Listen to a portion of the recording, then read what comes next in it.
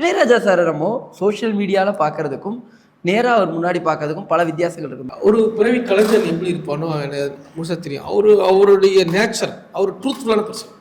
நம்ம எல்லாம் வந்து கல்டிவேட் ஆகி இந்த வெளி உலகத்தில் பழந்து எப்படி பேசணும், எப்படி பழகணும், இப்படி இதெல்லாம் ஒரு நாகரிகம் வந்து நம்ம முகமூடிகள் பல முகமூடிகள் போட்டு மாஸ்க் போட்டு தான் நம்ம ஒரு மனுஷனாக உருவாகிறோம். அது தேவையாக இருக்குது பண்ணுறான்.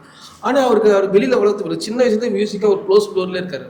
அவர் நிறைய பேர் பார்த்ததில்லை, நிறைய பேர் பேசுனதில்லை. அவர் சந்தித்த ஆட்கள் வந்து ரொம்ப கம்மியாக இருக்கும். ஆனால் வந்து அவர் எல்லாருக்கிட்டையும் அவர் ரொம்ப யதார்த்தமாக கோவம்னா கோவம், வருத்தம்னா வருத்தம், வந்து சட்டுன்னு அவர் வந்து அதுதான் அது ஜீனியஸ்.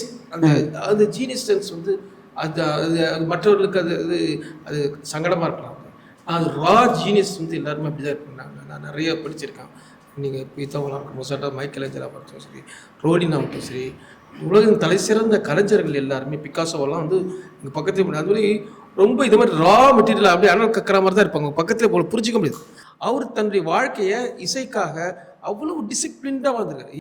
அது பெரிய ரேர் தான். வந்து அதெல்லாம் தான் சேர்ந்து அவர் வந்து ஒரு மேக்னானிமஸான ஒரு இதை வந்து ஒரு இமேஜை வந்து உருவாக்கியிருக்கு. அதுதான் நிறைய எக்ஸ்பீரியன்ஸ் இருக்குது எனக்கு. அதெல்லாம் நான் அக்செப்ட் பண்ணிட்டேன். அது நான் வந்து பிகாஸ் ஐ லவ் யூ.